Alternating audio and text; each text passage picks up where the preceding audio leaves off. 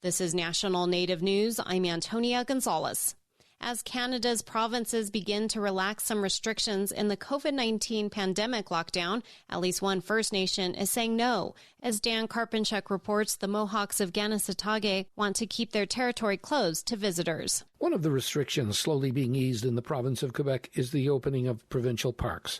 The government is still limiting the number of visitors to those parks and closing off some sections. But the Mohawk Council of Ganasatake has set up barriers and is warning people to stay out of the Oka Provincial Park. The park is less than 2 miles from the Mohawk territory. Ganasatake Grand Chief Serge Simon says it's not safe to allow the park to reopen without proper safety protocols to deal with COVID-19.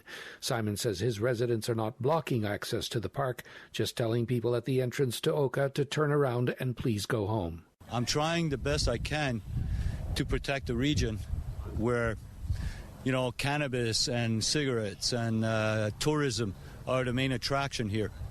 So it brings a lot of people and a lot of risk. Simon says the agency that operates the provincial parks did not consult with Ganasatake. Simon adds that about half the residents of the First Nation have diabetes, heart conditions, and other health issues at a higher rate than the national average. And that, he adds, means a higher death rate if COVID-19 should emerge in Ganasatake. For National Native News, I'm Dan Karpinchuk. South Dakota's Governor Kristi Noem says the Attorney General is investigating tribal checkpoints on state and federal highways. Noem says that investigation has taken a new step. The state is turning to the federal government and the White House. The Cheyenne River Sioux Tribe and the Oglala Sioux Tribe set up checkpoints in response to COVID-19, which Noem wants taken down. Lee Strubinger has more. Since early May, Governor Noem has asked the Cheyenne River and Oglala Sioux Tribes to remove their checkpoints or face a federal lawsuit. The checkpoints are still in place. Now, the governor says she's provided investigative documents to the White House, the Department of Justice, and the Department of the Interior, asking for assistance in resolving the situation. She wants their help and says the Justice Department has jurisdiction.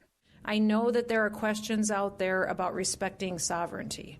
So I invite everybody to go to covid.sd.gov to review all the easements that are in place granting us the right to put these roads where they are. These are easements that the tribe did agree to, and the legal documentation is there showing that these checkpoints cannot lawfully be on U.S. and state highways. Language for one easement says the tribe expressly retains all rights and authority over the land.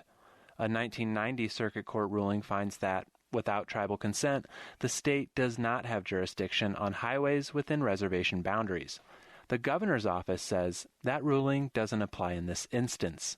Noem says she continues to work in good faith with the tribes, offering a plan to remove the checkpoints. Cheyenne River Sioux tribal leaders say they've received the proposal and are considering the plan. For National Native News, I'm Lee Strubinger in Rapid City. Red Lake Nation voters approved a medical marijuana referendum Wednesday. Voters were asked whether or not to legalize it on the Red Lake Reservation in Minnesota. According to a press release, medical marijuana in Minnesota is legal to those who qualify in liquid, pill, or vaporized forms. The tribe's plans include retailing cannabis in flower form, and added conditions to qualify include depression, chronic pain, and opioid addiction recovery. The measure was approved with 80% of the vote. I'm Antonia Gonzalez.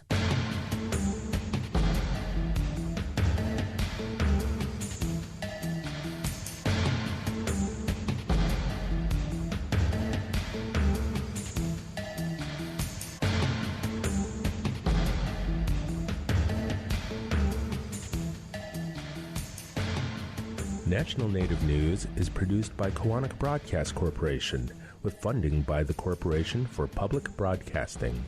Support by Western Governors University, an online university for working adults and underserved populations offering degree programs in business, IT, teaching, and health professions. More at wgu.edu/degrees. Support by the Sonosky Chambers Law Firm, championing tribal sovereignty and defending Native American rights since 1976, with offices in Washington, D.C., New Mexico, California, and Alaska.